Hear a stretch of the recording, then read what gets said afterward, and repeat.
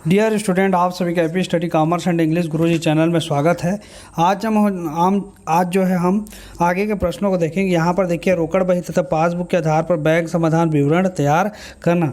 तो यहाँ पर जो है रोकड़ बही दिया और बैंक पासबुक दिया, इसके आधार पर जो है बैंक समाधान विवरण तैयार करने की बोला है। ये जो प्रश्न है ये आपको उदाहरण क्रमांक 1 से मिल जाएगा। उदाहरण क्रमांक 1 में जिस प्रकार से बताया गया उसी प्रकार से ये बनेगा, ठीक है। तो इसको आप देख लीजिएगा। उसके बाद देखिए दूसरा जो क्वेश्चन है 21 नंबर का जो क्वेश्चन है, निम्न सूचनाओं से 31 दिसंबर 2008 को प्रदीप कुमार का बैंक समाधान विवरण बनाइए, ठीक। उसमें क्या लिखा है, पहला नंबर का जो क्वेश्चन है वो है रोकड़ पुस्तक से 75,000 रुपये की डेबिट बाकी थी। रोकड़ पुस्तक में 75,000 रुपये की क्या थी, डेबिट बाकी, मतलब डेबिट सेस है। रोकड़ बही के डेबिट सेस को लेकर के बताया गया है कि रोकड़ बही का डेबिट सेस कितना है, 75,000 रुपये है। पासबुक से मिलान करने पर ज्ञात हुआ, क्या ज्ञात हुआ, तो पहला जो पॉइंट है, दूसरा पॉइंट में दिया हुआ है कि 12,000 रुपये का एक चेक संग्रह के लिए जमा किया गया था, उसकी राशि अभी तक जमा नहीं हो पाई। मतलब संग्रहण है तो भेजा गया चेक संग्रह नहीं हुआ, ठीक है।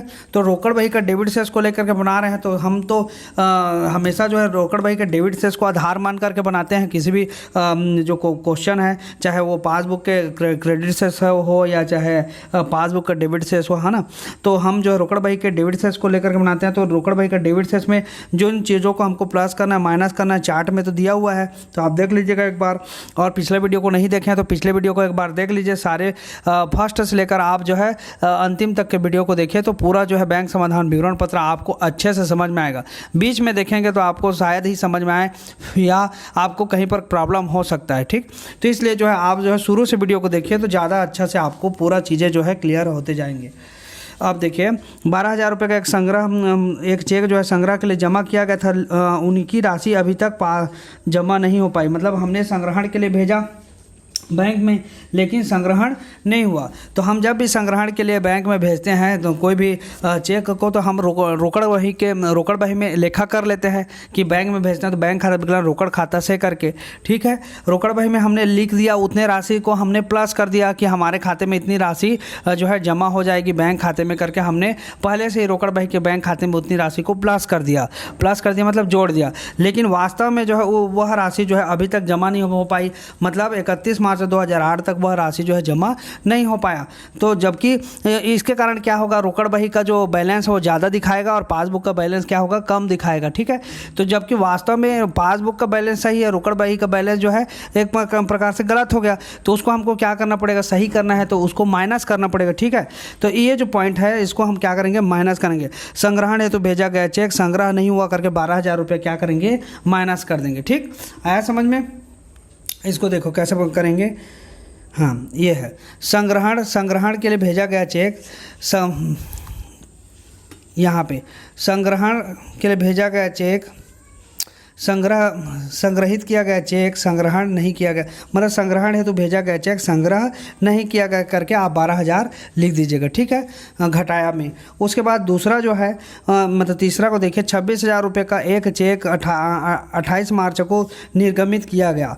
26,000 रुपये का एक चेक 28 मार्च को क्या किया गया, निर्गमित किया गया, परंतु उसे अभी तक भुगतान के लिए प्रस्तुत नहीं किया गया। तो निर्गमित कर दिए हैं, मतलब हम जो है रोकड़ बही में क्या करते हैं, उतनी राशि माइनस कर दिया रहता है बैंक का कॉलम से, क्योंकि वह राशि जो है उस राशि को हम चेक निर्गमित करते हैं तो सामने वाला जो के खाते में जो है वह राशि हमारे खाते से कट करके चली जाती है। यह सोच करके हम जो है रोकड़ बही में भी माइनस कर दिए रहते हैं, लेकिन वास्तव में हमारे बैंक से जो है उतनी राशि माइनस नहीं हुआ, माइनस मतलब घटा नहीं है। तो यहाँ पर क्या करेंगे, निर्गमित किया गया चेक जो भुगतान हेतु प्रस्तुत नहीं हो करके हमको इसको जोड़ना पड़ेगा, ठीक है। तो इसको हम जोड़ देंगे 26,000 रुपये को। यहाँ पर देखिए निर्गमित किया गया चेक भुगतान हेतु प्रस्तुत नहीं किया गया, हमने जोड़ दिया, इसको जोड़ा पक्ष में हमने लिख दिया है, ठीक। उसके बाद जो चौथा है वह है 31 मार्च को बैंक ने ब्याज के 1250 रुपये पासबुक में क्रेडिट कर दिए, लेकिन उसका लेखा रोकड़ बही में नहीं हुआ। बैंक ने ब्याज के पासबुक में क्रेडिट कर दिया, मतलब पासबुक का बैलेंस तो बढ़ गया लेकिन रोकड़ बही का बैलेंस उतना ही है।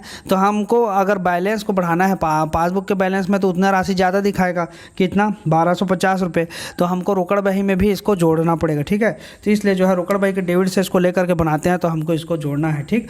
तो यहाँ पर देखिए बैंक ने बैंक ने ब्याज में बैंक ने क्या लिखा है, ब्याज पासबुक में क्रेडिट कर दिए, उसका लिखा रोकड़ बही में नहीं हुआ करके हमने क्या कर दिया 1250 रुपया जोड़ दिया। ठीक है, उसके बाद नेक्स्ट जो है वह 250 रुपये बैंक व्यय पासबुक में लिखा हुआ लेकिन रोकड़ बही में नहीं लिखा।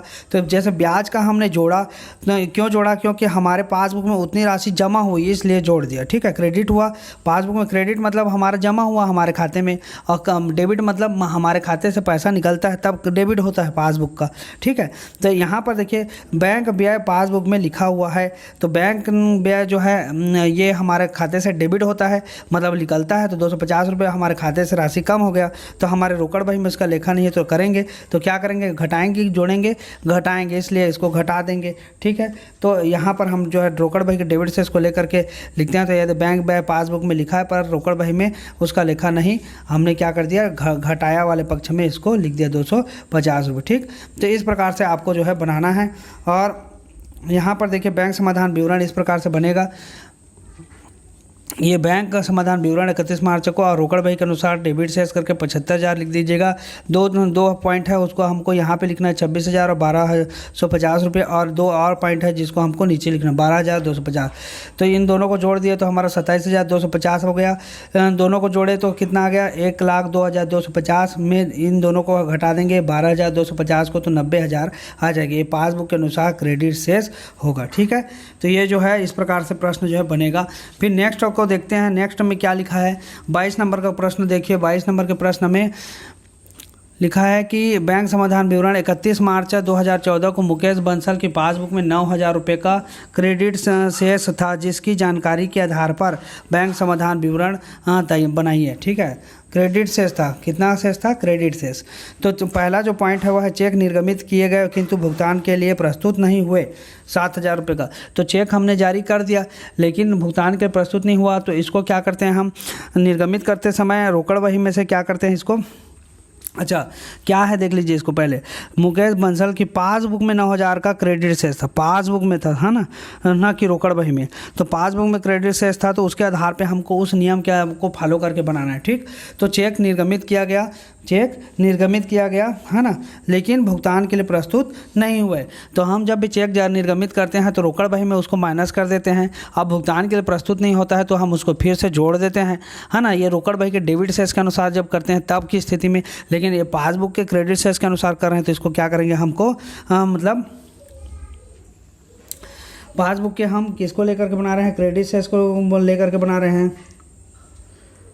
तो निर्गमित किया गया चेक, लेकिन यहाँ पर क्या लिखा है, एक मिनट रुकिए, हाँ निर्गमित किया गया चेक, है ना, किंतु भुगतान के लिए प्रस्तुत नहीं हुआ 7,000 रुपये का।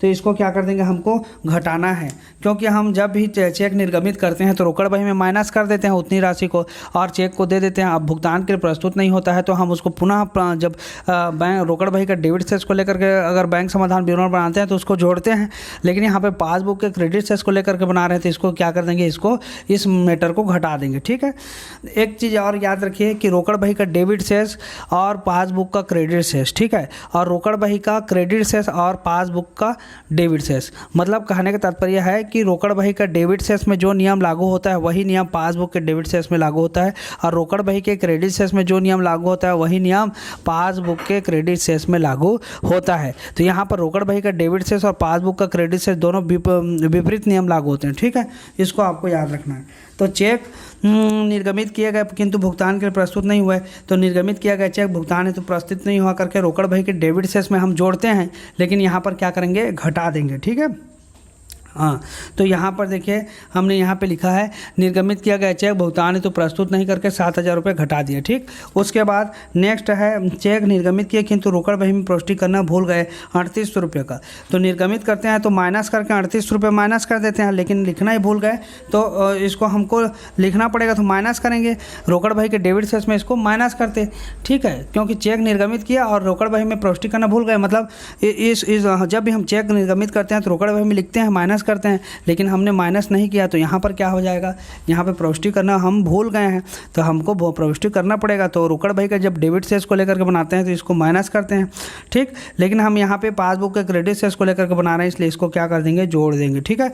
यहाँ पर देखिए निर्गमित किया गया चेक पर रोकड़ भाई में प्रविष्टि नहीं किया गया और उसको हमने क्या कर दिया, यहाँ पे 3800 रुपये को जोड़ दिया, हाँ 3800 रुपये को जोड़ दिया, ठीक है। उसके बाद देखिए तीसरा है बैंक में ग्राहक ने सीधे जमा किए, तो 2000 रुपये से हमारा बैंक का पासबुक में पैसा जमा हो गया, जबकि हमारे रोकड़ भाई में उसका लेखन नहीं है। तो हम रोकड़ भाई के डेबिट शेष को लेकर के बनाते हैं तो इसको जोड़ते हैं, लेकिन यहाँ पर क्या करेंगे, घटा देंगे, ठीक है। तो ग्राहक ने बैंक में से जो है ग्राहक ने जो है बैंक में ग्राहक ने सीधे जमा किया, तो इसको हम 200 रुपये को क्या कर दिए, घटा दिए, क्योंकि उसमें रोकड़ भाई के डेबिट शेष में इसको जोड़ते हैं, लेकिन यहाँ पे घटाएंगे पासबुक के क्रेडिट शेष में, ठीक है। बैंक समाधान, बैंक द्वारा स्थायी आदेशानुसार प्रीमियम का 360 रुपये भुगतान किया गया। तो ये प्रीमियम का 360 रुपये जो है बैंक ने भुगतान किया, तो हमारे मतलब बैंक के खाते से तो उतना राशि माइनस हो गया, लेकिन हमारे रोकड़ भाई से माइनस नहीं हुआ। तो रोकड़ भाई का जब डेबिट शेष को लेकर के बनाते हैं तो उसको माइनस करते हैं, लेकिन यहाँ पर पासबुक के क्रेडिट शेष को लेकर के बना रहे हैं तो हम क्या कर देंगे, इसको जोड़ देंगे, ठीक है। तो इसको हमने जोड़ दिया। यहाँ पर देखिए बैंक द्वारा स्थायी आदेशानुसार प्रीमियम का भुगतान किया गया और 360 रुपये, ठीक है। इस प्रकार से करेंगे। फिर उसके बाद है चेक बैंक में जमा किए परंतु अभी तक 2600 रुपये का संग्रहित या रोकीकृत नहीं हुए। रोकीकृत मतलब रोकड़ में उसको बदला नहीं गया बोल रहा है, ठीक है। तो 2600 रुपया जो है बैंक में भेजा है हमने संग्रहित करने के लिए, मतलब कलेक्शन के लिए संग्रहण हेतु भेजा गया चेक संग्रहित नहीं हुआ।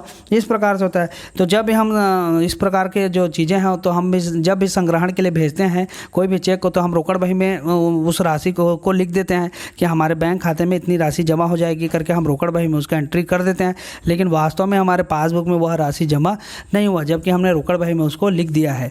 तो यहाँ पर क्या करना पड़ता है, हमको माइनस करना पड़ता है, ठीक है। रोकड़ बही के डेबिट शेष को लेकर के बनाते हैं तो माइनस करते हैं, लेकिन यहाँ पर पासबुक के क्रेडिट शेष को लेकर बना रहे हैं, इसलिए इसको क्या करेंगे, हम जो है जोड़ देंगे, ठीक है। तो संग्रहित किया गया चेक पर संग्रहित नहीं हुआ, संग्रहण हेतु भेजा गया चेक संग्रहित नहीं हुआ करके आप लिख सकते हैं 26 रुपये, ठीक।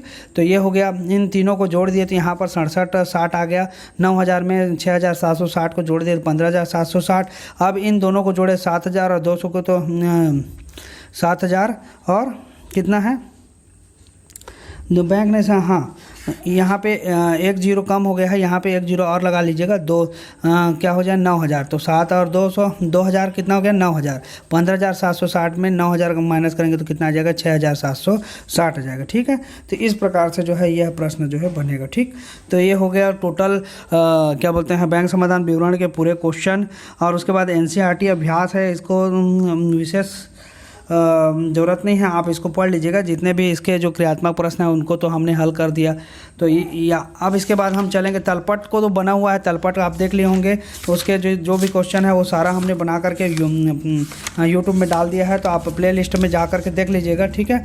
तो आज के वीडियो में बस इतना ही। नेक्स्ट वीडियो में हम जो है आगे के तलपट के और प्रश्नों को देखेंगे, उसके बाद हम सीधा चलेंगे मूल्यह्रास भी इंपॉर्टेंट चैप्टर है, उसको पढ़ेंगे, ठीक है। तो वीडियो को देखने के लिए आप सभी का बहुत बहुत धन्यवाद। वीडियो को शेयर कीजिए और भी जितने भी स्टूडेंट हैं उन तक शेयर अवश्य कीजिए ताकि सबको जो है इसका फ़ायदा मिल सके।